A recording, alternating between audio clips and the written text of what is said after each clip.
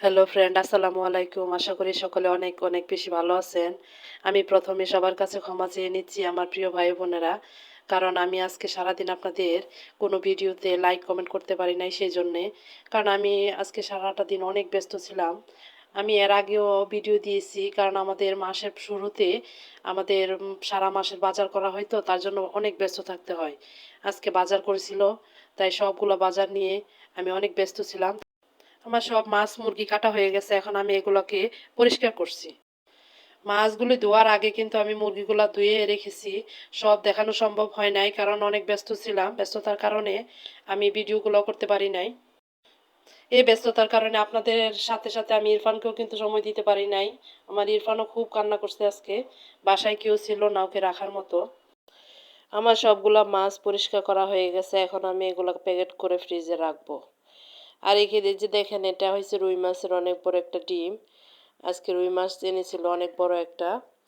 এই রুই মাছে এতগুলো ডিম হয়েছে। ডিম আমাদের বাসা সবারই খুব পছন্দ, তাই এটা এখন ভাজি করব। ডিমটা কিন্তু সাথে সাথে ভাজি করলে ভালো লাগে, ডিমটা ফ্রিজে রাখলে পরে রান্না করলে আর ভালো লাগে না, তাই সাথে সাথে করব। আর কাজের ফাঁক দিয়ে দেখেন আমি উকি দিয়ে ইরফান কি করে সেটা দেখতে গিয়েছিলাম। দেখেন ইরফান কি করে। আমি যে জায়গায় কাজ করছি সেই জায়গাটা পরিষ্কার করার জন্য আমি মুসুনিটা ভিজিয়ে রেখেছিলাম, আর ও দেখেন ওদিকে কি করে।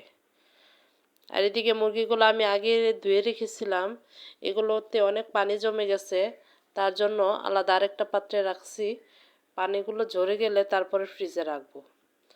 আর এগুলোর ভিডিও তো আমি আগে দিয়েছি। এগুলো আমি নুডলসের জন্য এভাবে রাখি। এগুলোকে ছোট ছোট করে কেটে সব ধরনের মশলা দিয়ে হালকা করে ভেজে তারপরে বক্সে ভরে আমি ফ্রিজে রেখে দিই।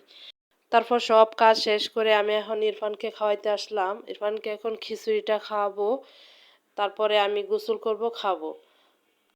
আমার ইরফান দেখেন অনেকক্ষণ যাবৎ মাকে কাছে পায় নাই, তাই আমাকে দেখে এসে কান্না শুরু করছে। তার অনেক রাগ হয়েছে এখন, তার জন্য সে এমন করছে। সবাই ভালো থাকবেন, বাই বাই।